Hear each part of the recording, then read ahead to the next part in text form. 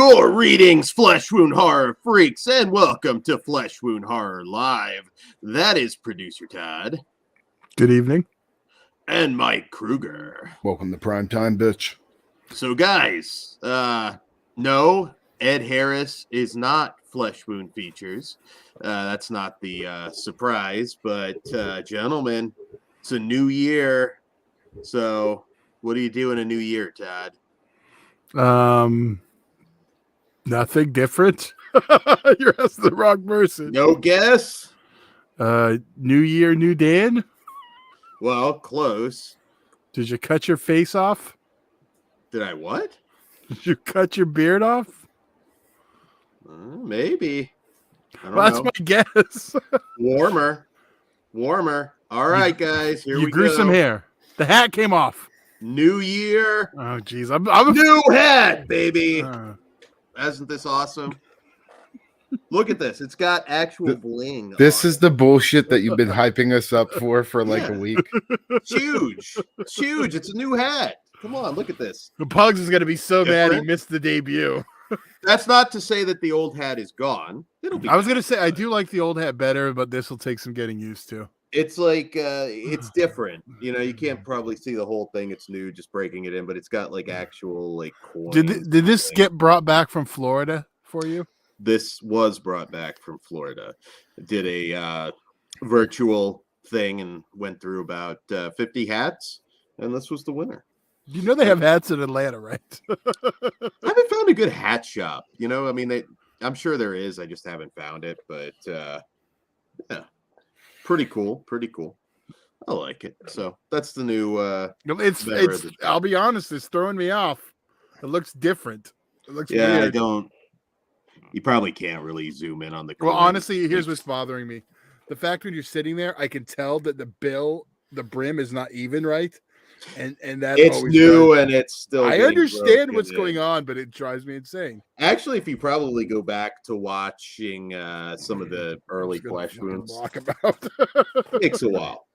I get it, but I know. Go. I have derby. I can't bend it for you, Ty. You're just gonna have to fucking deal with it. I'm just not gonna look at you. That's no different than normal. Oh, that's messed up. Here, anyways, I'll put a post note right over. Yeah, it's all good. What's up, Pope Pap Smear? Good name. My mail. How's everybody doing? Thank you for watching. I know it's a busy streaming day, so we appreciate you. I can't with this guy. It's like it distracts my eye. How's it distract your eye? It will soon bend with the new hat. I know. I'm just trying not to look at you. It really throws me off. I'm trying. Fuck you, Dad. Goddamn, you throw me off. But anyways, I didn't say it was bad. Didn't say it was good, but it's a fucking awesome hat, dude. You got to see it in person. You will. I'll bring both hats when I. Well, I'm sure one will be getting shit in. So perfect. It's messed up. It's messed up. Well, anyways, so programming note, guys, we will have a Flesh Wound After Dark tomorrow on the Indecent Behavior trilogy. The body chemistry show was insanely popular, so we hope you enjoy this. We've got a lot of obscurities and some a little bit better known. It depends when you were born, you know, if you kind of came up during that erotic thriller era or not, but I think you get some good stuff. Also, be sure to listen to the show from 2 nights ago. Has it been 2 nights? Yes. 1 night? Yeah. There you go. So check that on YouTube. You got to click live and then videos. If it wasn't live, it's confusing now. So with that being said, let's get right into the reviews, kicking things off with our big theatrical smash it at this point, I guess, considering the budget. And that is M3GAN from director Gerard Johnstone, who, if you don't recognize that name, he was the director of Housebound, the New Zealand horror comedy from 2014, I believe. And in this one, pardon me, when Gemma suddenly becomes the caretaker of her orphaned 8-year-old niece, Caddy, Gemma's unsure and unprepared to be a parent. Under intense pressure at work, Gemma decides to pair her M3GAN prototype with Caddy in an attempt to resolve both problems, a decision that will have unimaginable consequences. So, M3GAN. So we closed 2022 with actually 2 Blumhouse films that I liked. And Okay, why don't you tell us what they were, Dan, if they didn't hear the other shows? Soft and Quiet and Unhuman. So you should check those out. Actually, they were shows. We know you love Soft and Quiet, but I believe we all did. But anyways, I don't know. What do you think, Todd? You want to go first? You want me to go first? I want you to read this for us first, please. So remember, read it aloud. All right, Cliff Booth. That hat looks well worn, almost as if it's covered in the cobwebs that normally overlay Fairuza Ball's stuff. God damn, Cliff. 5 stars on that one. It's like I'm just gonna be mad he missed that one. Oh, Cliff has just decided he's going to be the dick of the chat tonight, but that's all right. Fairuza is beautiful. And we will have her in her prime when we do the Waterboy episode on Flesh Wound Farce. That is prime. This is Fairuza Balk. Oh, this is true. She's timeless. Shout out Ben Grimm. No shout outs for you, Cliff, but shout out to Punisher, Batman fan, everybody. Well, okay, Cougar, I'm gonna let you pick who goes first. Do you want to go first, or do you want to let? No, I want to hear Dan's opinion. Okay, that's what I'm chomping at the bits for too. I'm curious, really, on this one. All right, so I fucking hated this movie. Bloom is back in form. I think. All right, first off, Caddy is a good actress, terrible character. First, she kills her freaking parents because she can't stop playing with her fidget spinner in the car. And then she has the balls to mope because she can't destroy the value of her aunt's collectibles by opening them. That's where that explains. She's a terrible character. Parents killed them. Slaps her aunt after she destroys probably, I'm assuming, very expensive robot, robot toy. Bullshit. I hated her character. I really just wanted M3GAN to malfunction and rip her apart, but that's just me. You don't open that shit. I mean, come on. You're a modern day kid. Even modern day kids know collectibles. You want those eBay options if you outgrow them. So besides her being an awful character, this movie is just totally predictable. They introduce a certain element from a character's past, and it's like, okay, well, that's going to be the neutralizer. They just beginning to end, this whole thing is just insanely predictable. Low on the carnage, low on the blood. I wouldn't normally hold that against it. I mean, I would say really with this one, more of a science fiction film than a horror film, but it still qualifies, I suppose, but it's very, very light. So I would say this is going to probably please kids and teenagers more than adults. So you may want to keep that in mind. Well, the person next to me, and when I was sitting in the theater, as the theater was darkening and the logos were coming up, she whispered to her boyfriend, "That's how you know it's a good movie," when the Blumhouse logo popped up. I hate to tell you this, Dan. You have become what you have hated. You sound just like Siskel and Ebert talking shit on those 80s slashers and 80s horror films. Well, those were fun, and they had blood and tits, Todd. You sound exactly the same as them, because I don't remember them complaining about blood and tits on Siskel and Ebert, Todd. They complained about every fucking frame of every horror movie. I still have my jaw. I am nothing like Siskel or Other Ebert. than that, yes, you are. You're becoming what you despise. Yeah, fuck you, Todd. Anyways, yeah, I mean, I don't know. You can take your kids to it. It's barely more threatening than a Disney film. I didn't hate the Child's Play remake.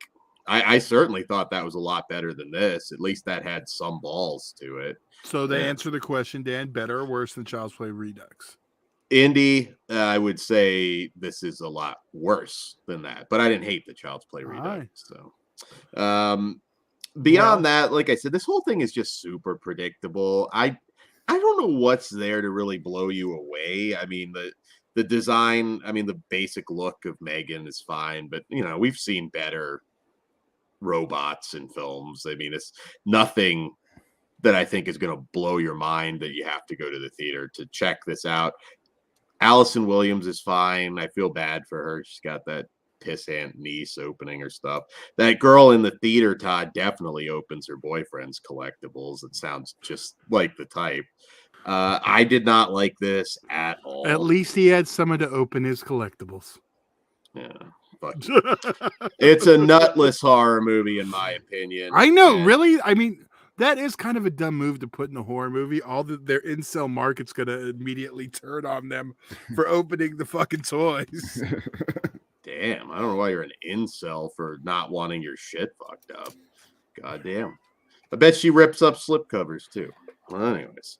Yeah, that's about all I Dan's Nerds Extra showing tonight. It is. No, it really Nobody watching this show would disagree with me. They're collectibles. They're toys. Do you not look like I open all of my shit? Yeah, there's some things, but like the puzzle box, that's not a shrink wrap kind of thing. The statues, I have open statues. This was in a box. The fucking Psycho Gorman stuff, the Godzilla, all this shit was box stuff. But I'm one of those guys that I like to take the toy out and fuck with it. So you like to play with him. It's okay. There's nothing wrong with that. That was your decision, not some dumbass niece that killed her parents. Okay, I'm going to do this as a parent. Here we go. If she did not want the child to mess with these collectibles, especially it's their first time there, she needed to put them away. That's it. Really not hard. It's not like she had a fucking wall like any of us of collectibles. She had like a shelf, like that fucking big, like 2 shelves, like fucking. Would have took her 5 minutes to throw them in a fucking drawer. So that's on her. And I hope that kid opened every fucking toy when she wasn't looking. Oh, there would be an ass kicking. Oh my god. But no, you shouldn't have to put them away. You could make an argument maybe for a display case, but you shouldn't have to put them away. Kid with no fucking toys at all to her name. Come into my house. Kid who killed her fucking parents. Boo hoo. Wait till she can go to the Toys R fucking Us or wherever now. I guess buy them off Amazon. Should have them in a day. Can't fucking wait. Killed your parents. Come on. Or the fucking aunt could have went to fucking Target and fucking picked up some goddamn Legos. I mean, Target's got some cool stuff now. She could have gotten her like a Friday the 13th final chapter Jason or okay. Well, enough with Dan. Kruger, what'd you think? Well, I will say I do agree with Dan when it comes to the characters. Like, but I had more of a problem with Gemma, honestly, because she has her likable qualities, but she essentially uses her niece as a guinea pig for this new toy and is using her basically to market the whole fucking thing too, right after her parents died. So I think she's kind of fucked up for that. The little girl, Caddy, she was okay. I mean, honestly, I didn't really feel much for her because of some of the actions and the way she was acting in the movie. But at the same time, like, I didn't hate her either. But again, if M3GAN would have snapped her neck, I wouldn't have been sad about it. Probably the best thing about the movie for me is M3GAN and just the character of the doll. As the movie progressed, her relationship with Caddy got a little like more and more creepier, and she kind of almost turns into like a mothering character. I liked where that went with the story in the final act, especially. I think it got pretty damn creepy. The look of M3GAN, though, I mean, she's not really menacing or anything like that. But I will say, like, once you see what's underneath there, that did look underneath, the face mask or, the skin. That did look pretty cool. The kills were pretty trash, to be honest with you. I know this movie was cut to have a PG-13 rating. And I actually read an interview with the director and the director talking about how there was a way higher body count in the R-rated cut. There's actually like a group of people that get massacred that they didn't end up showing in the movie. So hopefully eventually we get to see the movie the way it was originally intended to be, because I do think the kills are very, very lackluster. And they actually shot new footage for the kills too to tame them, not just a downplay in CG. Yeah. So I really hope we get to see it too. Yeah, the one thing I'll say though, like with the story, like I was pretty entertained. There was never any time that scenes were dragging, and it kept things moving and escalating at a pretty nice pace. And I was curious to see how they were going to end up, stopping this Terminator Barbie doll. And with the final act, the certain little showdown we got, why it may have been predictable, I did pop for that little battle. Overall, though, I mean, I didn't love it. I didn't hate it. I would say it's a little bit above average for me. But I mean, again, we watch so many horror movies. I'm trying to compare it to like some other mainstream stuff. Like I would put it like on the same level as like an Annabelle, or even, I did like the Child's Play remake a little bit more than this, but it's around that level for me. But I do want to see that unrated cut because I think that may help it out a bit. But I still liked it. It's not anything I'm eager to rewatch until we get that R-rated cut. Feels like an overloved movie, like right now by everyone. And that seems to happen with every new movie. And I think that helps turns Dan's hate up though too. Oh, it'll be on some top 10 lists. And I don't get that. It's like I don't disagree with most everything you said, Dan or Kruger. It's junk food, you know what I mean? It's predictable. It is. I do agree the aunt's a bitch. So's Katie. I mean, they weren't really likable characters. Like either way, I mean, you're supposed to be getting sympathy, but they are kind of both being a little bitchy, and it's like I felt bad for the boss. Like, give the guy a swipe card. What the hell's going on there? I did like his character too. I thought he was pretty fucking funny. Give me a kombucha. Yeah. I had fun with it enough. Like it's nothing I'm like, oh, gotta watch over and over. I'm not going back to see it theatrically. If we get an uncut version, I will, quickly watch that because I would like to see what difference it makes. Reinstate the gore and cut the scene where she opens the collectibles because that's your personal baggage going in with you, Dan. No, let's see what Pug sent me his thoughts too. So. And then we'll go straight into ratings after that. Okay. Cool. Story-wise, it is pretty basic, but they found some cool ways to branch out with familiar ideas. All the main characters' performances range from excellent to incredible, which made the boss almost intolerable until it became comical. He sucked. Violent McGraw, Jenna Davis, and Violent McGraw sounds like a deathmatch wrestler. And that should have been Violent. And Arnie Donald are brilliant. All the conversations, confirmations, and uneasy motives were very, very heavy. It was also much fun at times. I'd say M3GAN is a crowd pleaser. It found the lowest common denominator in horror fans, casual fans, teens, TikTokers, and perverts alike. This technology would not be used for kids first. This would be that was the most unrealistic part of this entire story, which is also why I believe there is no main male figure living with the girls. Although that actually is a really good point. Although I was just looking for the off switch scene would be amusing as fuck. Love the Ted Bundy like moment and singing Titanium. Wait, did I say that right? Yeah. Okay. I enjoyed the effects and gore we got, but I'm flooded with excitement for the gore-filled version we will get in the future. I'm ready for M3GAN 2.0, M3GANs, or whatever the hell they want to be called. We have a sci-fi horror icon, fellas. 4.5 out of 5. Massively enjoyable. That's a lot higher than. And he hates Return of the Living Dead. God damn. He's not here to defend himself. So, Kruger, what do you give it? I'm gonna give it a 3 out of 5 for now. But I'm maybe with the gore-filled cut, I'll raise it up a little bit. But for now, 3 out of 5. Dan? 0. Fuck this movie.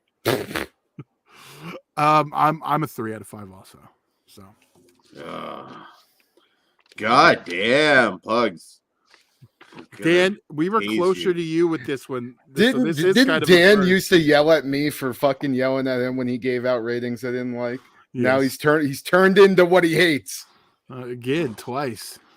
Well, Pugs, I'm gonna bully you next time you're on because Let it be. I was kind of surprised when I saw the rating myself.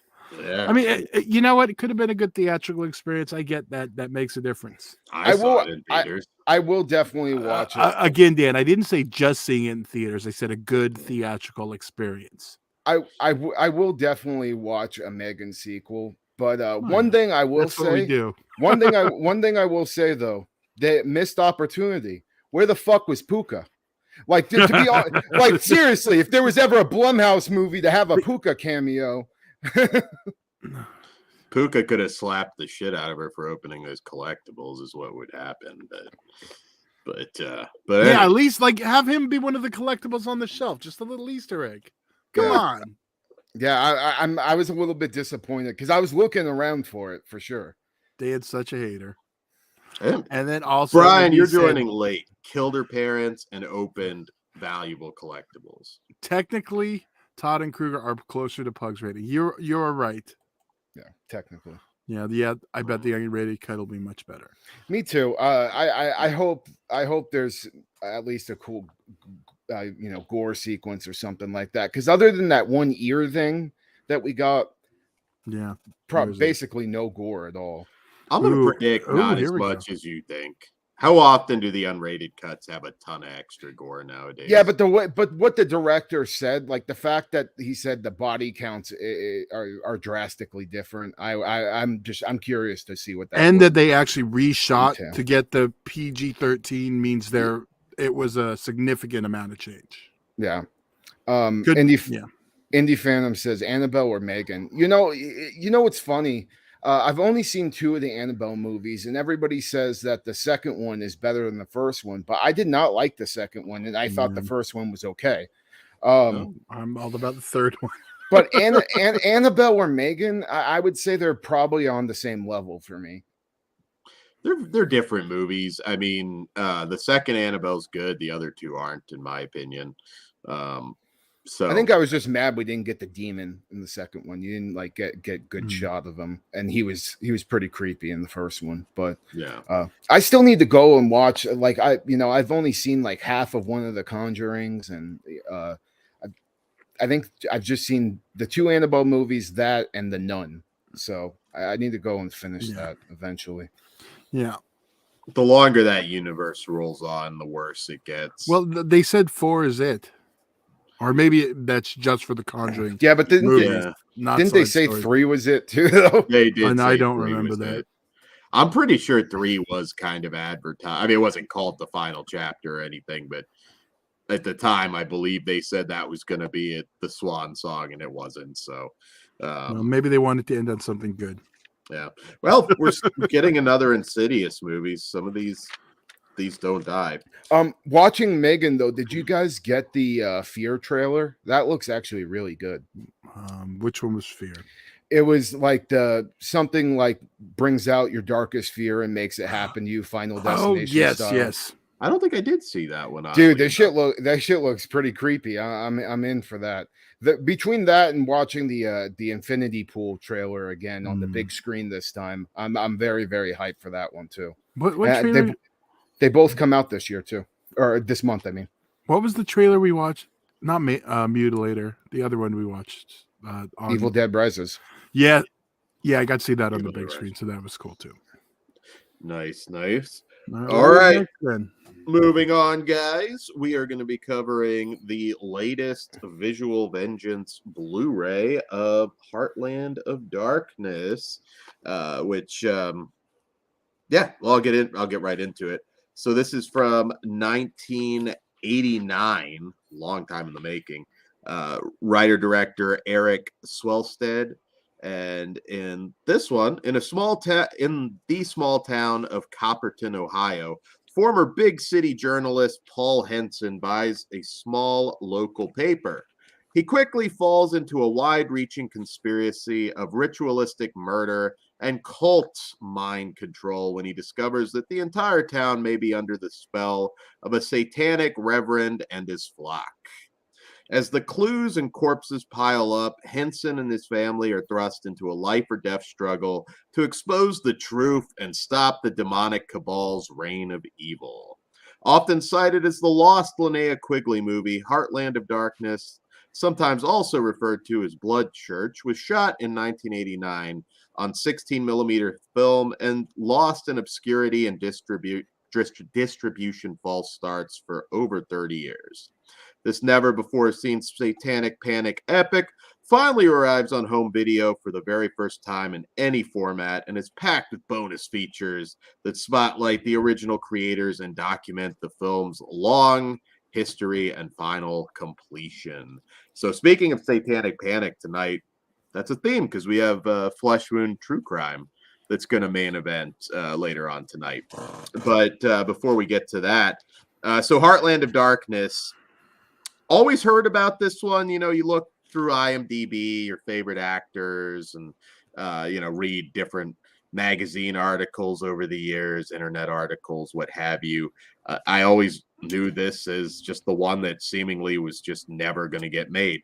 I talked to somebody years ago, can't remember who.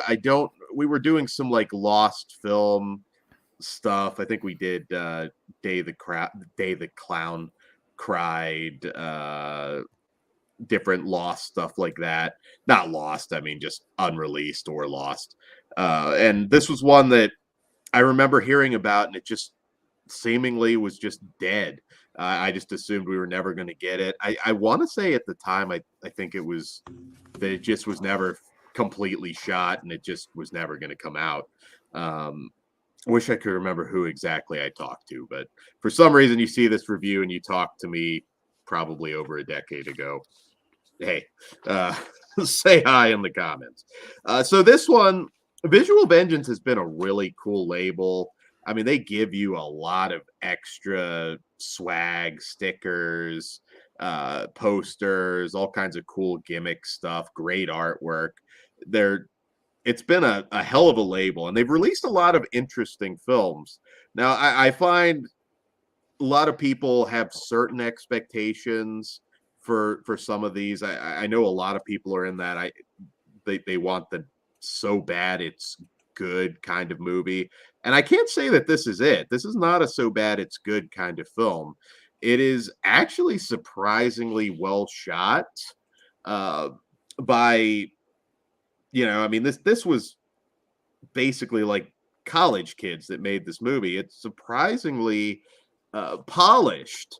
There are moments, not every actor obviously is fantastic. The sheriff's not too great. There's a prisoner that seemed like he was like kind of a jobber on WCW Saturday Night trying to emulate The Undertaker. But the Reverend, great villain, thought he was really good. Our lead is really good. Linnea Quigley, beautiful as ever in this film. I was so happy to see it finally come out for her. Now, this is not what I would call a gore fest either. It is a little more dialogue heavy, which is okay because I was engaged enough in the storyline. Also, a little longer, hour 40 something, which, not a super long movie, but sometimes when certain technical aspects lack, that can feel like a long time. Happy to say that I didn't have an issue with it here. It's a lot of characters in this, and I think they do a pretty good job of developing everybody. The effects moments that they do have, by and large, all very competently pulled off. And I was engaged. Like I said, having a good heavy really helps, and I think this had the benefit of that. It's really ambitious, a really, really ambitious script, which they chronicle in the extra features, which I'll run down, and they were extensive. But I mean, we get car chases, explosions, some big action set pieces, falls into like a waterfall, like a lot of stuff, quite frankly, that certainly trying to make films myself, I would have no idea how I would do any of that without it looking absolutely ridiculous. So, like I said, in a weird sort of way, I guess I know there were some complaints about LA AIDS Jabber because that movie was, a lot of people thought it was going to be more over the top than it was. And certainly the premise, that was the craziest thing about that movie. But that one, I thought was actually a pretty well-made movie considering. But this is certainly, I think, the most ambitious film that they put out on the Visual Vengeance label thus far. And I had a really good time with it. I mean, it's very, very impressive what they pulled off, and I do recommend it. But know what you're getting into, and shout out Ohio State. In the extras, we get, I'm just going to run down some of these because honestly, it's so stacked. There's just a lot of stuff, but we do get Deeper Into the Darkness, a making of featurette that runs 38 minutes. This has a lot of good early local news footage of cast, and this film was actually inspired by the Frank Peretti novel, This Present Darkness. They talk a lot about the satanic panic craze that was so huge at this point in the Midwest, all over really, but they talk a little bit about that and how that kind of factored into this movie. The director talks being an assistant director on Beyond Dream's Door, which came out of Ohio State and actually made a lot of noise. That's also a very surprisingly competent movie considering, first time students making it. They run down where it was shot in Central Ohio. If you're a fan of extra features, all of this is kind of cool. Just that, like, let's go out and make a movie, and then they document all of the long, long road to actually finishing it. It's a great story.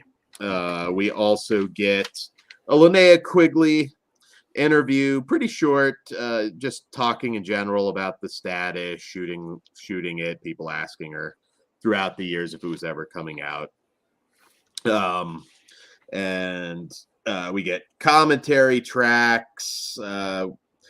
We get some archival stuff, all the extra swag. You get a prayer cloth, a Linnea Quigley mini poster. This is just an absolutely amazing release. Movie-wise, I give this one a 3.5. But the package and just the presentation is easily a 5. I mean, Visual Vengeance so far has slayed it. These movies may not be as famous as certain things that like Scream Factory's putting out, but honestly, Visual Vengeance does a better job on their releases than Scream Factory more often than not. So I like this label. I'm going to continue to support it. And this one, I would say, is a winner. So that's that. Moving on to our next film of the evening, which is just making sure I didn't screw up my notes. Scare Package 2 we're doing next, I believe. All right. So Scare Package 2, Rad Chad's Revenge, which is, of course, a sequel to the popular Shudder original from, I believe it was 2020. Yep. And in this one, when horror guru Rad Chad Buckley's funeral turns into an elaborate series of hilarious death traps, the guests must band together and use the rules of horror to survive the bloody game. So, Kruger, I know you were a fan of the original. What did you think of the sequel? Well, yeah, the original was actually the first review I ever did with you guys. So very first, okay. So I was very much so looking forward to this. Man, I don't know really where to start. I'll just say this. I was a little bit disappointed as a whole.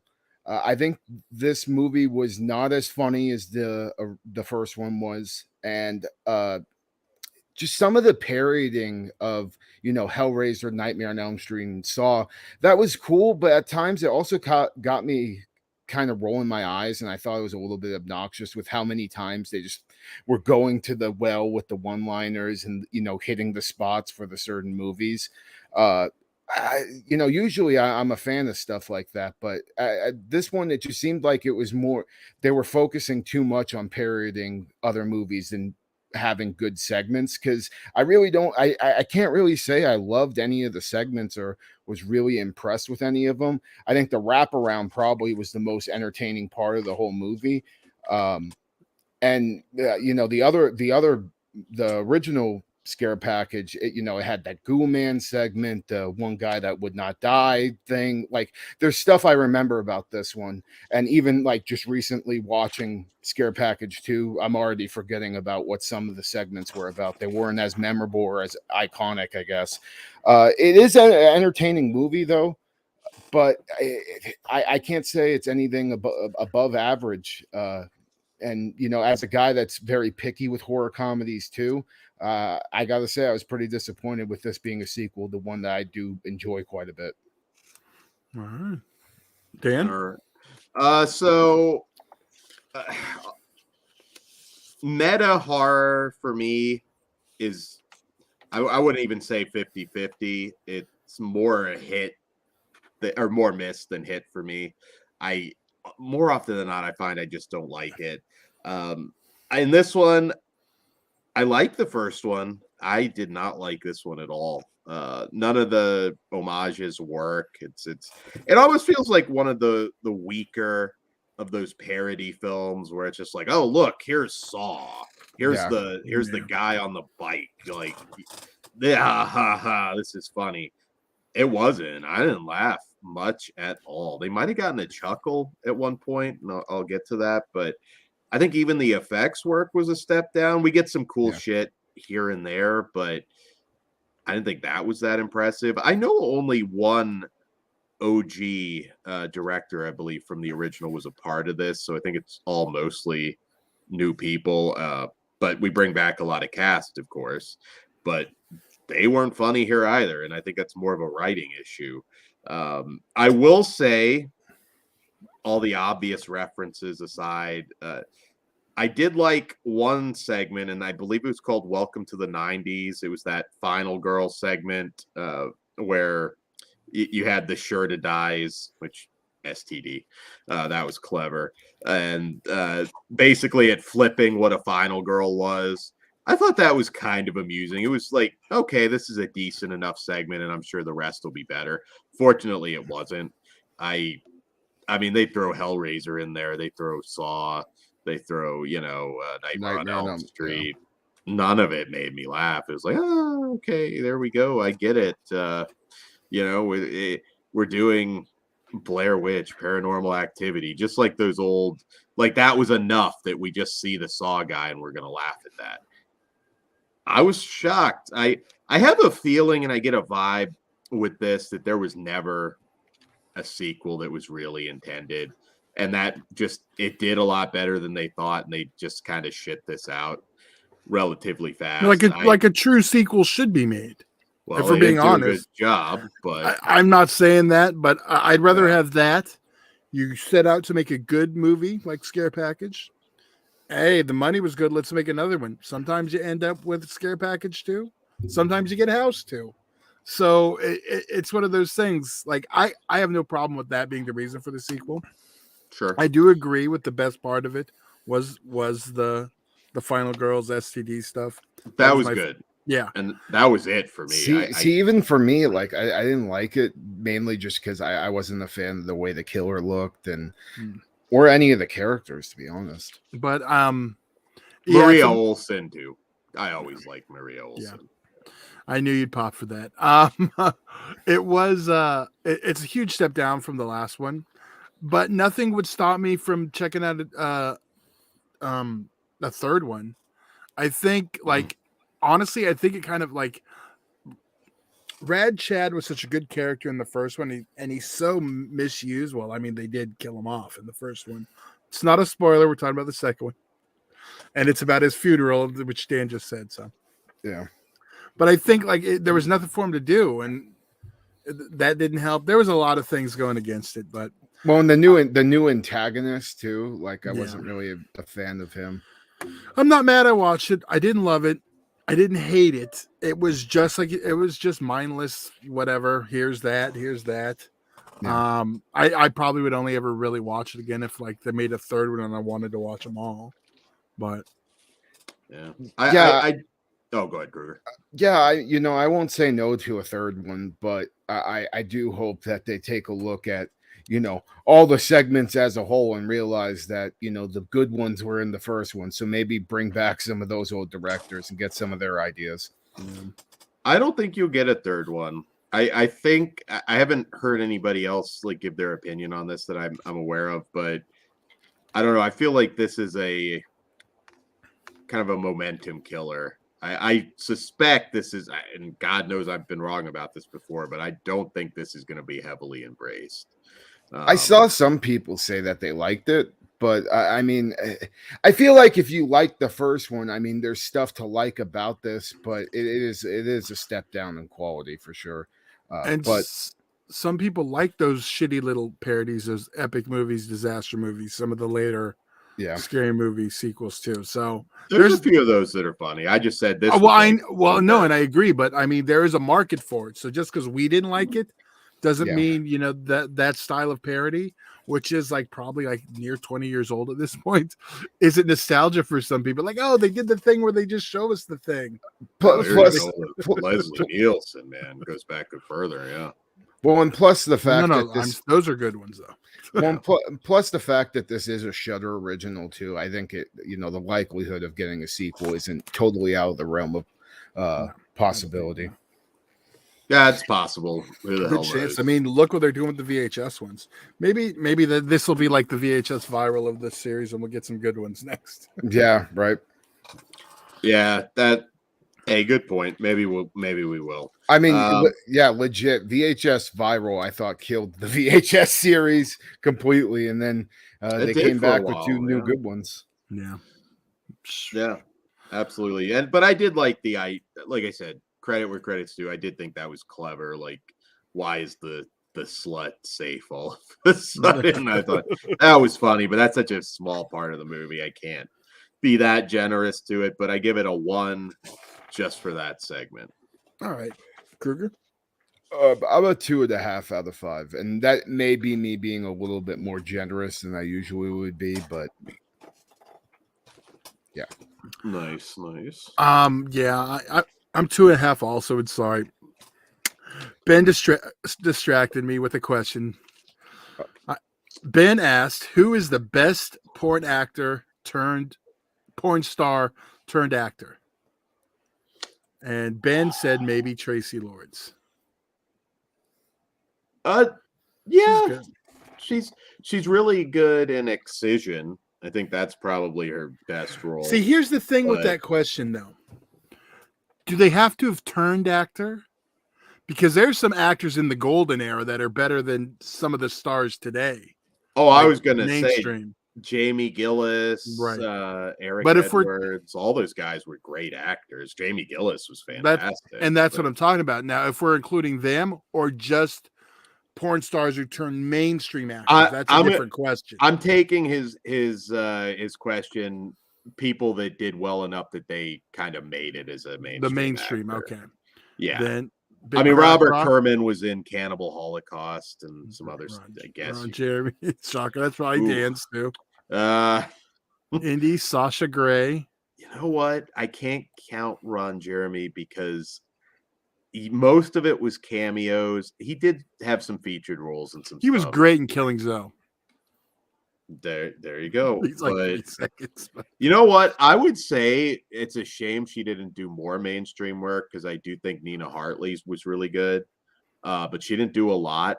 You gotta consider Sasha Grey.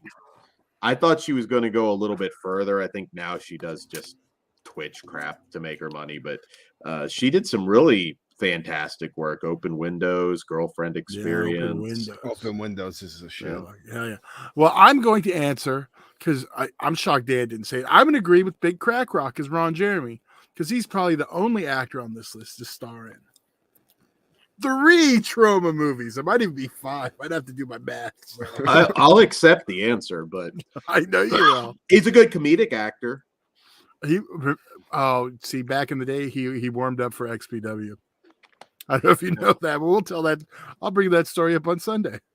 Yep. Don't gonna say you're not gonna get too many more Ron Jeremy productions at this point, unfortunately. But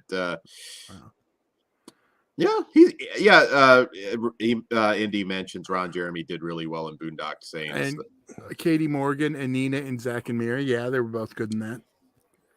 Katie Morgan, though, kind of played Katie Morgan like she was perfect for that role, but I'm not giving her too many. Yeah, I mean, yeah, she was good in that role. We'll all right. Mary Carey did some stuff, but again, she was always Mary Carey. So. Pervert was awesome. It's a great movie, but she's Mary Carey. Oh yeah, I'm not arguing. All right, well let's move on. What's our next film? How did Ginger Lynn Allen not come up though? Devil's Rejects alone should have got her mentioned. No, she's a good actress. She's a good actress. She's been good from the beginning though, like in her adult work. I really was wondering. I was like, is Sasha Grey going to be able to get like a big mainstream like Hollywood movie? I was really curious if she'd be the Wonder Woman.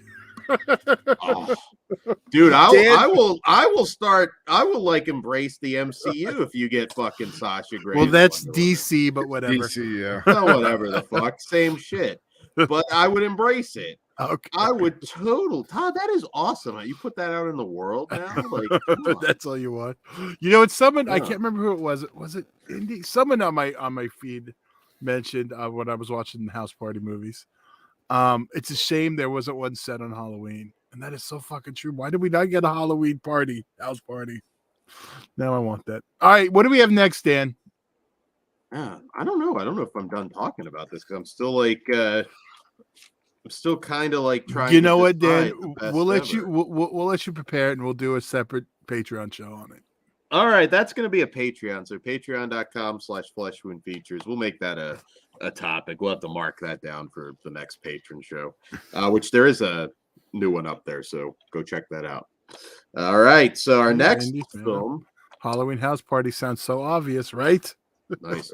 Ghost also mentions James Dean. Yeah, James Dean can act for sure. Herschel Savage, but again, he didn't do a whole lot of mainstream stuff, but he could act. You go back to the golden era, you had to be able to act in a lot of cases. So in my day, porn stars had to talk and fucking act the fuck. Yeah. That'd be a fun, like, I just picture like in the old folks home. It's like, we didn't have dick pills. We had to memorize dialogue. Do you get mad, Kruger? Do you get mad, Kruger, when you put in a porn scene and they start talking and acting? You're like, what the fuck is this bullshit? I skip to the good stuff. It's a build. It's a build. No, we're old. I ain't got that much time to fucking jerk off. I need to get in and out.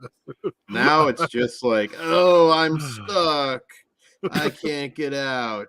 Yeah, no, it's not the same. But anyways, so moving on to our next film, which is also from Wild Eye Releasing and writer-director Brian Dorton from 2016, although this was just recently put back out by Wild Eye, and that is Crazy Fat Ethel, which is actually a kind of a remake of the 1975 cult drive-in classic Criminally Insane, which don't know if that's still in print or how hard that is to get right now, but yeah, so Crazy Fat Ethel. We also, this is pre-Todd, this has to be, well, I'll get into that in a minute, but after years in a mental institution, Ethel Janowski is released and taken in by her aunt to live a quiet existence. But for many people, including the institution's staff and a local detective, discharging Ethel was a huge mistake, and they will soon discover that her appetite for murder is stronger than it ever was for food. Based on the 70s cult classic Criminally Insane from cult director Brian Dorton. All right, so forever ago, we, not Todd and I, but Chris McGibbon, myself, and probably Jen at that time. That's even pre-Melissa, I believe. We did have Brian Dorton and I believe somebody else on the show. And he talked about Trashology, which is another film he did, and mentioned getting ready to do a remake of Criminally Insane.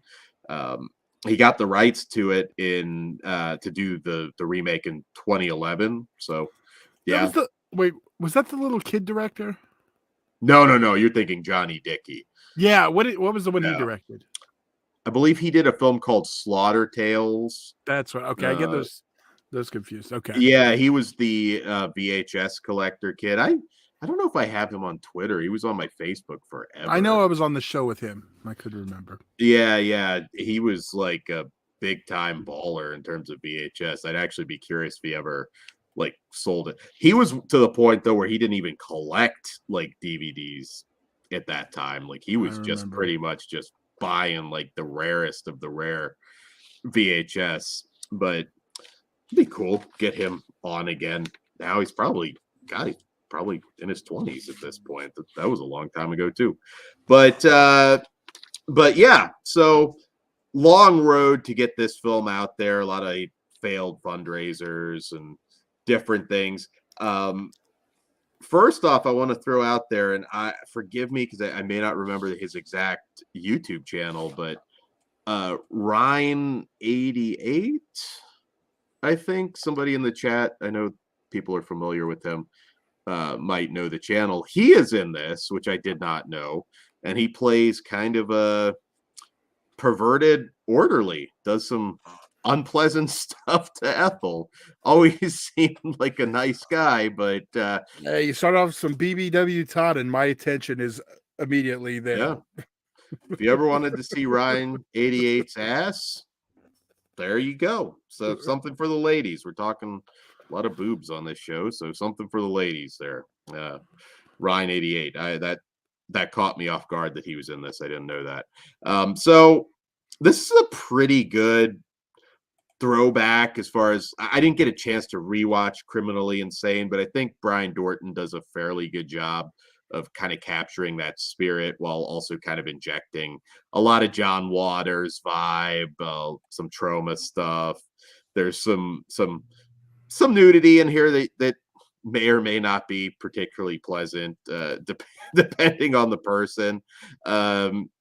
There's some all practical gore. So pretty much, I might have missed something, but it was pretty much all practical, which was cool. I mean, you get some meat cleavers to the face. Movie's a little bit repetitive at times. It's just like somebody comes to visit Ethel at the house. She kills them. Somebody comes looking for the person that she killed. She kills them. You know, there is a little bit of repetitiveness to it, but I was very entertained. I enjoyed this vibe. There is a scene where there's a curb stomp with a wine bottle somewhere that you wouldn't want a wine bottle. I thought that was pretty cool. I can't remember who came in the house, but there's somebody where I think it was the aunt actually, and there's like blood everywhere.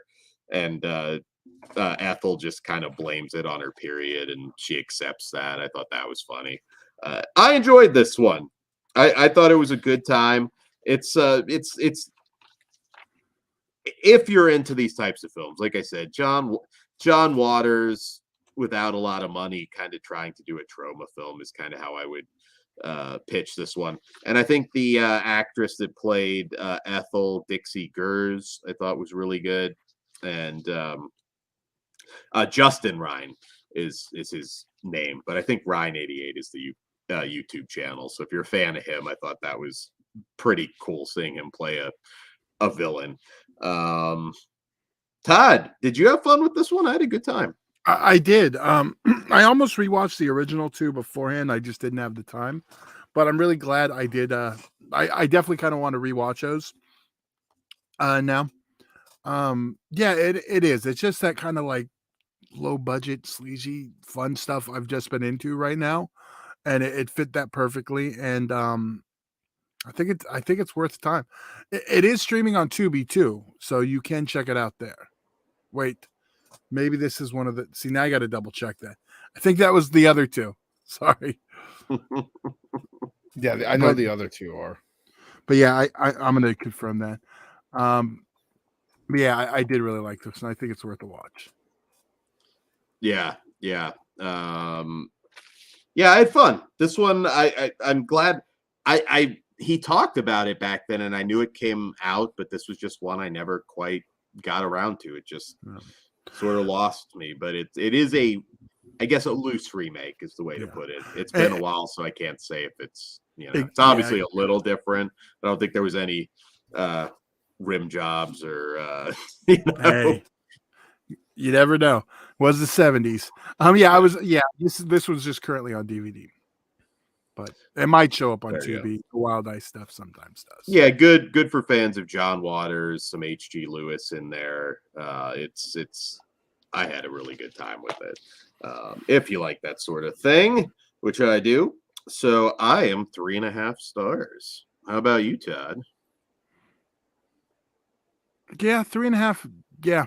I was going back and forth between that and the 3, but I did. It's inspired me to watch the first 2 again. So I always appreciate the practical effects too. I mean, even if you just even simple, like just intestine stuff, like it works. Some things are tried and true. And once again, Wild Eye as well.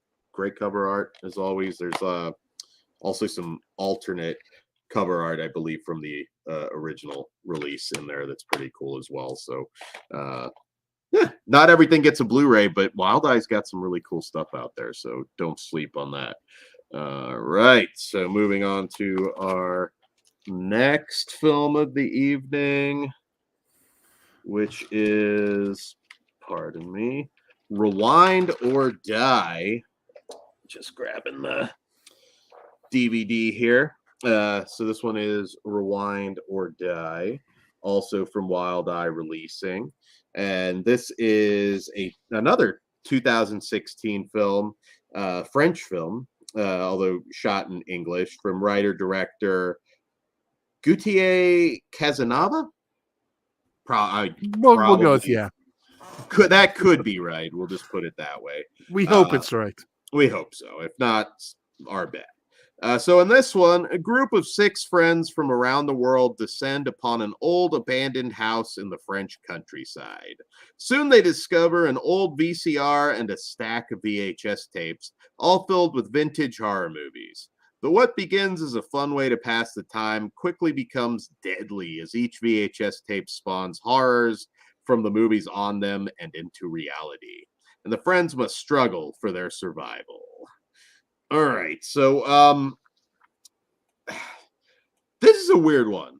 It really is, because I do like the concept of these VHS tapes kind of playing them back to back, and then they become like hybrids. So they watch a zombie film and a Western, and then they're seeing like zombie cowboys, stuff like that.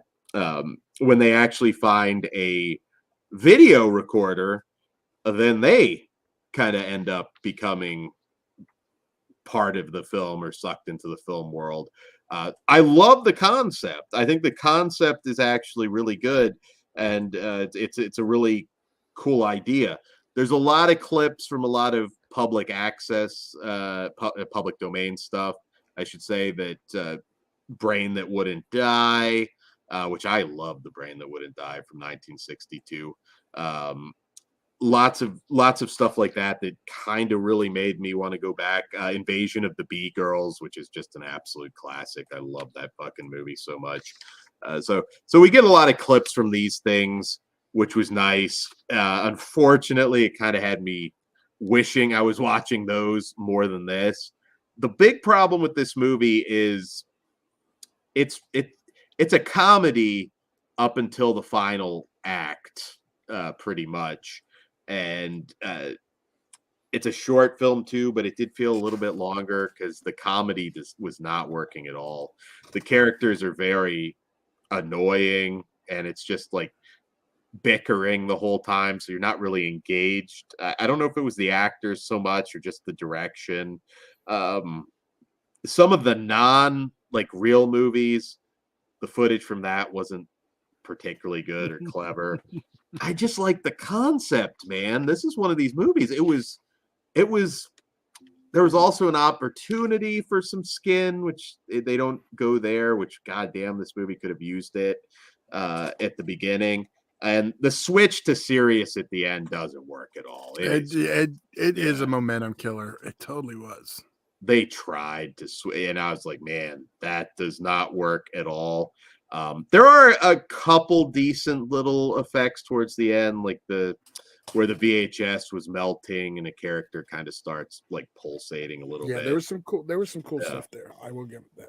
I was pretty excited when they had sent me this and like I said, the idea is cool. It's just this is a case of execution just did not work.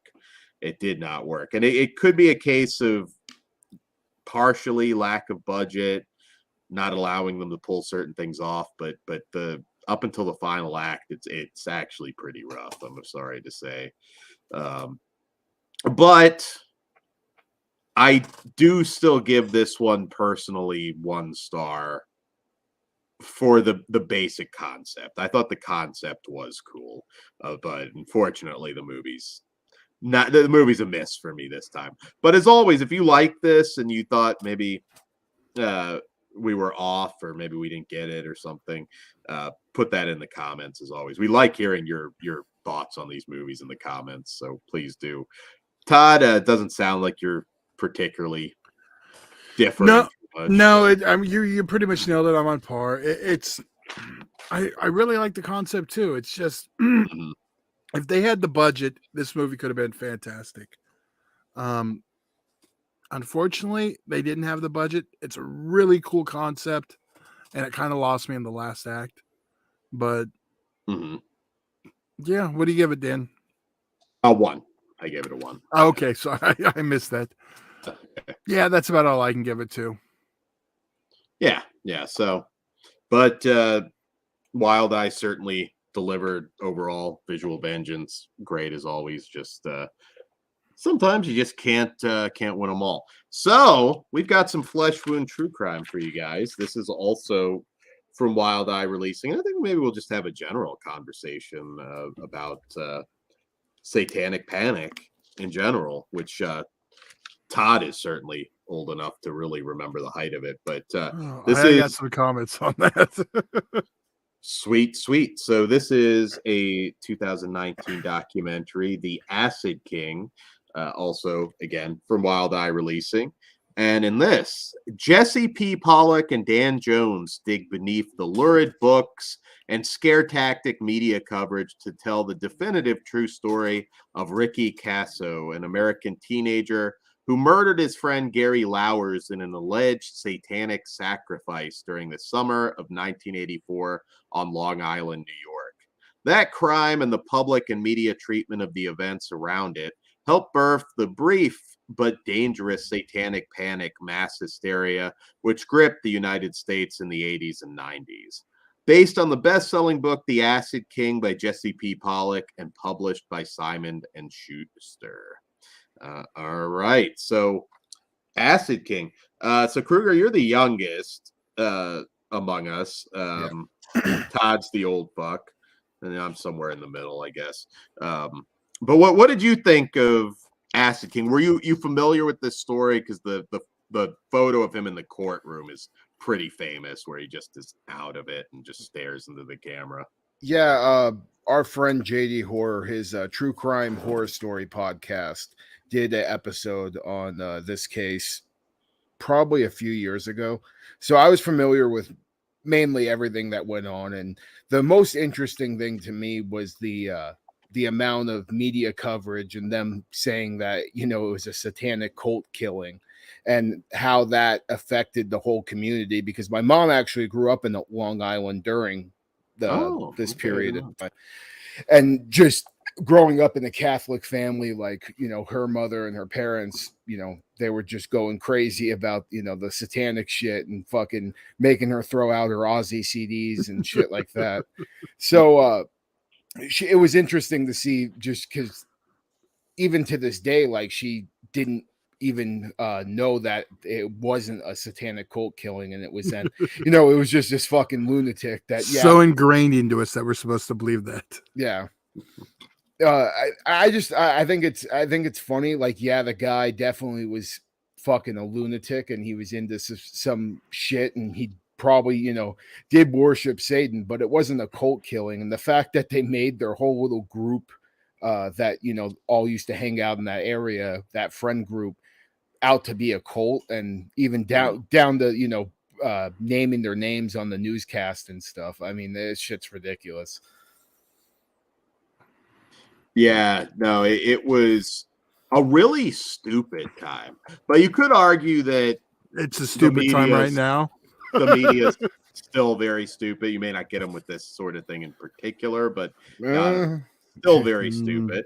Dude, I mean, honest to God, like, let's be real. Everybody, you know, talks about the occult and, you know, the Illuminati shit. I mean, it's all in the same fucking realm of, like, what's going on today, I think.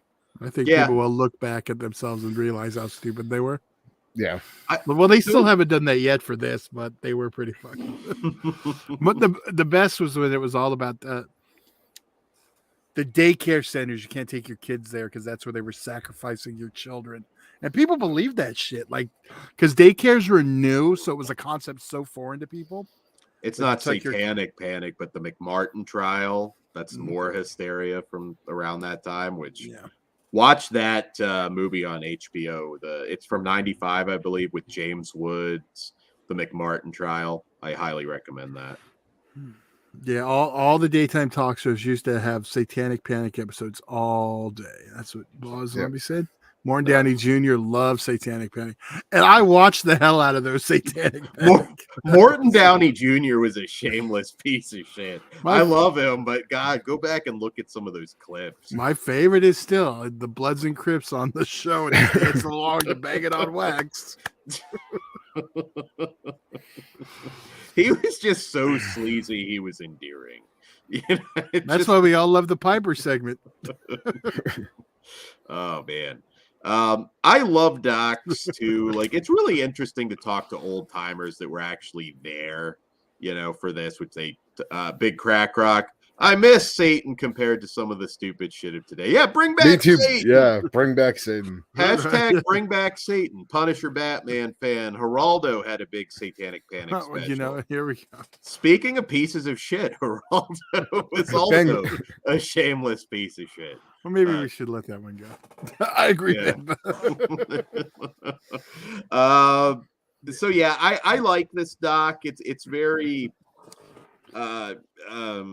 just, it really kind of gets you in the headspace of what it was like being there outside Long Island at that time, Northport, which, you know, I have seen some movies and docs on this. I knew who Ricky Queso was, but I did kind of enjoy the way they laid out this documentary, because it really was. It wasn't a thing about Satan. It was, you know, an abused kid, fucked up kid, asshole dad, and kicked him out when he was like 13, pretty much, like illegal, but somehow got away with it. Nobody stopped it. 84, who cared? Well, they did not in 84, as you see here. It goes over kind of his time selling drugs on the loading docks. Shout out to Jim Van Beber, who is a filmmaker, and we'll kind of get into it because he did some stuff on this particular case. And shout out to my friend Victor Bonacore, who did a documentary on Jim Van Beber. You should all check out. Yeah. Interesting cat. One of my favorite parts of this one. Yeah, Jim Van Beber's an indie legend at this point, and Victor's a fantastic filmmaker as well. I keep saying it. I need to get him on here, but he has a new movie out with Aaron Brown, Misty Monday. But yeah, also what's creepy about this, you get actual voice recordings of Gary. They go over, I should say, this is an actual case, so there's some spoilers on the case if for some reason you don't want spoilers on the case, but just that was really cool. Just the audio recordings of them. And really at that particular point, to an extent, they just come off as dumbass kids. Like, you know, if things had gone a little differently, I don't necessarily think this would have led to murder. I don't think this is even it's really interesting. Is there something inside him that was always going to come out, or was it specifically how he came up? You know, I don't know. I don't necessarily think that Ricky Kasso would be a murderer if he didn't go through what he did, but unfortunately, it happened. Well, We also it was kind of like a perfect storm too. Like, Oh, you know, yeah. he got his ass kicked by the guy that he killed, you know, pretty shortly before he ended up murdering him. So I think if that you know, he didn't, I think he did it a couple of times too, because he stole some what was it, angel dust or some shit off of him. Yeah, he was beating the shit out of Gary, and I mean the big thing was it was that mob mentality that because Pagan Pat, the Vietnam vet that like Yeah. lived in the park, it sounded like that was like the last person he wanted to meet as a mentor. Yeah. Because it sounded like he had a lot to do with that and the Satan obsession that he developed. And yeah, man, it's pretty brutal, and it was also cool. I can't think of his name off the top of my head, but the Wheatus lead singer Yeah. and Teenage Dirtbag, Mhm. popular Yeah. song back in the day that was kind of based on all this, which I had no fucking idea, or based on loosely on this, I guess we could say. But yeah, man, I had a good time with this, and the news hysteria clips, the audio tapes. I thought this had a lot of really cool stuff, and it's not too slick of a doc either, which I kind of liked. We're talking to these old timers, some of which who Yeah. knew the people, others that just knew the area and what it was like, what life was like at the time. Did you watch it with your mom, Kruger? What Yeah. did you think of the doc? No, she thought it was good, and she was Yeah. just interested to see the other side of like what really happened, because it was just all, you know, rumors or what you got on the news back then. Yeah, Right. yeah, it's pretty wild when you Yep. go back and look at that. But I feel like 20 years from now, 30 years from now, oh fuck, 40 years at this point, people look at some stuff now and think like, man, these people were fucking morons. But one thing too You is think? watching it, it was reminding me of like kind of the storyline we got in Stranger Things. Yeah, actually, Probably quite a got. bit. Yeah, they probably borrowed from that. Didn't even think about that. Yeah. Not to say that Ricky Kasso was innocent. I mean, he No. definitely killed But somebody. but the whole thing with, you know, him being blamed for the murder, and then the Dungeons and Dragons thing with the cult. Yeah, You know, very satanic panic era. stuff. Same, and also similar with the, you know, the little name of their club being Mhm. all of a sudden them thinking the Hellfire Club is a cult. Yeah. Very similar. So I wonder if there is a connection with that. Yeah, it also goes into that Say You Love Satan book, which Yeah. really added fuel to the fire and was kind of a bullshit book. I actually thought I had it over yonder. I have a big stack of true crime paperbacks, and I thought I had that one, and I actually do not. Which book's more full of shit, that one or Amityville Horror? Oh, well, yeah. But Amityville Horror is a Can we better call it a book. tie? Jay Anson's a more, better writer for sure. Ben had a question in the chat. What happened with the singer? The singer of Wheatus. He was Nothing happened to him. He's, Yeah, no, he- but he was interrogated like around that time and was around that group. So Teenage Dirtbag, he wrote that song in the perspective of him when he was a teenager and being like the cops just like basically they went into a whole thing where like even if you had long hair and you listened to metal, you became like a suspect that the cops were interrogating. Mm-hmm. Oh, absolutely. Back then, I mean, there was actually one brief interview with the cop that you could tell was smart enough to know, like, yeah, this isn't like Satanists controlling the town or anything like that. But yeah, a lot of people were just rubes. I mean, they would latch on to something and just take it as fact. And that never happens. I won't lie, I am on almost a month blackout on news because it just seems like it's not even just one side. It's like everybody does it. Everybody, you watch the news and you think, man, everybody is a fucking moron. Local news, it's where it's at. They seem to be the most like in the middle because they're not trying to push an agenda. If you watch your local news, little bit more. I think it depends where you live too, though. Some of that local news be crazy. Sometimes it's just like here in Arizona, we are carrots thought to be healthy for you, but now the sinister truth. News at 11:30. So we need promos like that. And you're just like looking at your like fucking like carrot stick. But you know what? You know you want to watch that shit when they do it though too. Yeah, it works. Is your cat trying to kill you? News at 11.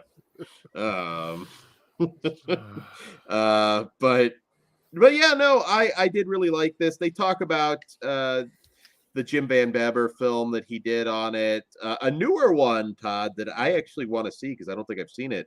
Lucifer's Satanic Daughter. Yeah, I want to see it too. It's the Australian version of the story, basically. Yeah, it's like kind of reimagines it. And it's from 2020. We're gonna have to see if we can get a hold of that. There's probably a good chance that Wild Eye has it if they haven't put it out already. You know, it's the one that I brought it up to you that doesn't get mentioned is Ricky Six from 2000. Yeah, absolutely. Well, and there's a whole story that alone could be a documentary because that one's still technically unreleased. They filmed the story unlicensed or something, and it just never came out. I mean, it's out. I mean, it never officially came out. So, but that one's like that's my favorite telling of the story too. Yeah, Ben mentions Paradise Lost. I met the director, Bruce something. I'm forgetting his last name. I met the director and kind of like the lead kid, the face of it all. I met a couple people from Paradise Lost. It was really weird because they were doing the horror convention circuit, which I guess makes sense. I mean, got to make money. I mean, they fucked them so bad. And you think about it though too, those are the same people that would get fucked with. Yeah, no, absolutely. So yeah, this I enjoyed this doc a lot. We're easy marks here for true crime docs in general, but I do think this is worth checking out. And I did like that it wasn't so slick. There was something that kind of worked about that for me. But I never actually read the book. I'll have to check that out. I'm sure there's a lot of extra stuff that's really cool. And speaking of extra stuff, this is also it has a cast and crew commentary, a behind the scenes documentary. There's deleted scenes and extended interviews. Jim Van Beber has one. Really fascinating guy if you haven't dived into Jim Van Beber's filmography. And check out Victor Bonacore, my Chiller Buddies doc on him, which is really good. They have the Unresolved podcast that talks about it. They have that on here. Crime Scene Gallery. Good stuff. And more Satanic Panic docs, particularly some of those cases that they tried to make into something that they weren't. Ben brought up the guy that did Paradise Lost, directed Blair Witch 2, so that makes sense for him at a horror con. So, yeah, that's true. That kind of gives you the window. It was God, and I wish I could remember which kid it was. Oh, go ahead. No, Indy was following up on Ricky Six. He was hired to work on Ricky Six. It's unreleased because of Columbine mostly. That's what I've always heard. Like originally, that's why it didn't come out, but that's it's been a while. Yeah, it kind of feels like there's something legal preventing it. Otherwise, by now, someone would have picked it up. Yeah, it's not coming out for any kind of sensitivity reasons at this point. No way. But Yeah, But if you want I to, think it was Damien Bog Zombie, not the one that's like really struggling. He wasn't doing it, but I got to talk to him briefly, and it was surreal, knowing that he went to prison that long and was sort of touted as this horrible murderer. I believe in the Paradise Lost case, isn't it somewhat settled through DNA who actually, I won't say who, but the family member that actually did the killing? It seems pretty obvious, but it does, but I don't think they ever give you that definitive answer. It's just kind of laid out for you to make your own decision. Yeah. Talk about dumb fucking cops. Holy fucking shit. How many documentaries have sequels to? Oh, there's a ton of stuff out there on that. So yeah, guys, good discussion on the true crime. We're gonna try and do more flesh wound true crime, especially when it presents itself. I'm kind of on a satanic panic kick right now. So I'm looking at Ricky Six right now. Hashtag bring back Satan. Yeah. At least be entertaining. If you're gonna, just drum up a lot of bullshit, just like let's make it fun bullshit. Let's make it Satan stuff. All right, Indy has some more. Indie Phantom. The kid from Ricky Six was a wild card in nightclubs in New Brunswick, Canada. It just sort of got dumped like so many tax credit flicks were dying at the time. Oh, okay. So is that sort of like the Batgirl thing? Is that what you're saying? That it can never come out because I know there's the Canadian tax credits for shooting there, but I don't know if there's for like dumping the film. Kind of feels like some of these. Oh Jesus! Well, Ben just said, "Devil's Conspiracy trailer feels like a horror sponsored by a church." Well, I will be seeing it tomorrow at 3:00. Yeah, I'm not going to watch the trailer first. But it can't be worse than the one me and Dan saw. What was that? Church? Yeah, The Church with Bill Moseley.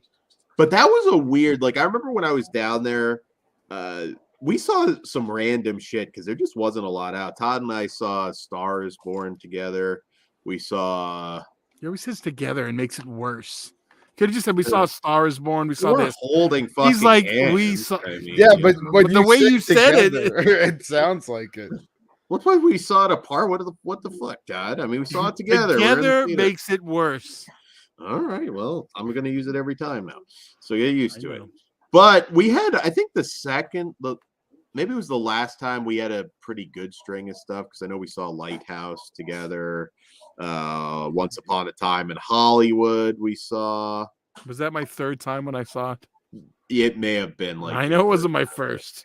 That was kind of one of those ones like, fuck it, I'll watch it again, especially being right there. Oh, so you'd already seen it too? You know what? I'm trying to remember if it was my first watch. Did you see that at like an early thing or anything? I think you were flying out like there and you couldn't make it. Because I think it came out the Wednesday before you came out on the Friday or something. All right. But anyway, did you share the popcorn? No, we did not share the popcorn. Not a popcorn guy. Dan doesn't like food that touches anything, so I'm sure there's a buttery popcorn in his beard might make him snap. Oh, and I am a 4.5 on the dock. I loved it. Forgot to rate it. It just occurred to me. Todd? I really like the doc. I mean, it's one of those I go back and forth. If I'm pulling a little because of some technical aspects, I think 4.5's fair. He would have given it a 5 if we watched it together, but Kruger. I'm a 3 out of 5. There we go. But yeah. What's coming out in April? If that's the date I'm down there, I'm trying to think. Probably don't even know yet. Well, there's some stuff I think they've announced by now. Yeah, we'll look. It'll be something you don't want to see that I'm going to drag you to. Hopefully, A Star is Born too. No, that was brutal the last time. I mean, we had the Dean Cain like abortion movie. We didn't go to that one. We didn't see that one. We had, or I think it was and then we thought it was like a serial because some of those like Christian movies will kind of dupe you.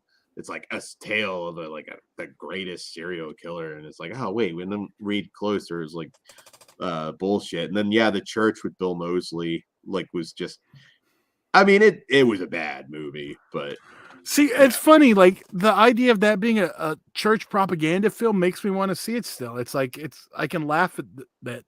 That's the blasphemy in me, though. it depends. It can be funny. Some of them actually have reasonable budgets. I watched ages ago, like Omega Code, I think, or something. That actually got a wide release, and I can't remember. I knew somebody that was in that movie, and that's why I watched it. But yeah, The Church was just really cheap propaganda. So, yeah, like it wasn't like I wasn't mad after watching. I was just like, okay, well, that was a thing. Yeah, but got to use your 3 free movies for A-list. So there's that. Speaking of which, I bought my ticket for. Yeah, well, Ben just brought up Evil Dead Rises in Renfield in April. There you go. Fuck yeah. Oh, I need to see one of this. I should time it so we can see them together. Jesus Christ. I hope they come out the 1st and the 30th now, just so they can. Well, we're gonna try. At least one of those. We have to see it together. Gonna bring Ozzy down too. Maybe he'll watch one of those. Big Crack Rock. Hasn't Friedkin basically said The Exorcist was religious propaganda? It doesn't necessarily mean it'll be bad. People misunderstand The Exorcist, but that's a whole other show. Yeah. Yeah. Well, Todd, you hated it for a long time because you. So I guess maybe it's right. Maybe it was. Yes, it didn't connect to me till I think the second Blu-ray came out. Yet I've bought it every time it's came out because it's a horror classic. But when the one that had like both versions, the Blu-ray that came in the little slip box, I watched it. I was like, I really like this fucking movie. I also win when you really analyze that. But that'll be a good discussion. Maybe I can get Lauren on because Lauren has like insane knowledge of The Exorcist and the books, and I'm just gonna do it now. I was gonna say it after my other comment. David and Gordon Green will fix The Exorcist. He will remove that element. Oh my god, he is going to fucking kill that for a generation. I will fucking eat my hat on stream if that movie is good. Both of them. Both. Both. I gotta go change our Patreon to say both hats. Yeah, my God. All hats Dad's own. There is no way that's not gonna suck, asshole. I mean, there is not a fucking chance. I don't want to prejudge, but I'm prejudging the fuck out of David Gordon Green's The Exorcist. I mean, that's just like I know you're all about David Gordon Green's Hellraiser. It's like giving like plutonium to your toddler and saying like go make a bomb. I mean, not gonna happen. Damn, I'm coughing now again. I'm guessing this is a photo of Dan immediately after watching it. And there we have the greatest adult Star Trek actor. There you go. Saving some money, sleeping on a floor at the hotel at Chiller. Man. So guys, I think that's all we have. Thanks for hanging out with us. True crime's always fun, so we will try and do more of that. And on that note, patreon.com/fleshwound features. It all starts at just $1. And we have a new show up there. We'll have a lot more coming your way. We will be starting the Secret Santa picks very soon. Next month, yeah, because we're catching up. Best of a week from today. Best of 2022. You get our lists. Be armed with your lists. We'll talk also about some other stuff that you saw, different things that you enjoyed from this year, but we'll be giving our top 10 horror movies. And what do we got this Sunday? This Sunday we have a Squared Circle Society. We're going to talk a little bit about that. Well, now debunked for now. It could still happen, but debunked for now. By Sunday it'll be sold, Dan. So WWE Saudi Arabia thing, which blew up wrestling Twitter. My God, was there some interesting stuff? I know. I saw you deleted a tweet of some sort I didn't get to read.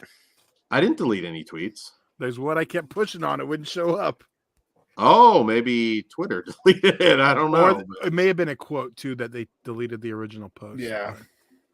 That could be. Yeah, I can tell you what I screen capped what the first sentence said before I disappeared. Okay. Tomorrow Indecent Proposal. No, yes, tomorrow is Indecent. Tomorrow is the Indecent Proposal show. Indecent Behavior show. Friday, I don't know yet. We're going to talk about that probably off air. We may do something Friday because it is the 13th. But definitely Sunday. Okay. Yeah, maybe. We've talked about it. We just surprise. We never make locked something anything. happen. Yeah. So Indecent Behavior trilogy show tomorrow. Flesh Wound After Dark, super popular. So we're listening to you and doing more. So tune into that. All right. And that's all I've got. Buy my friend Lauren Dixon's book, Divide by Zero. It's awesome. I was supposed to finish it a day ago, but I just got busy. But it is fantastic. Great read. Also, on just a serious note to close this, some of you may or may not be familiar. She's not somebody that's been on our podcast or anything, but Pax Panic, if you're into the horror booktube side of things, she is battling cancer right now. She's going to be going through chemotherapy, and she has a GoFundMe up, which I should have the link, but Pax Panic, I'll put it in the comments later. Super nice, just bright, warm personality in the community. It really sucks that she's got to go through this, but I know she's going to kick the shit out of it. And if you want to support her, even if you can't donate, share. It always helps. If you've got a podcast, give it a mention. Really cool lady, and hopefully, I know she's got a lot of support out there, and hopefully she'll put it behind her soon. So on that note, good night, guys, and we will see you back here soon tomorrow. Hail my sweet satin. Stay sick, motherfuckers. Oh, Jesus Christ. We do them down.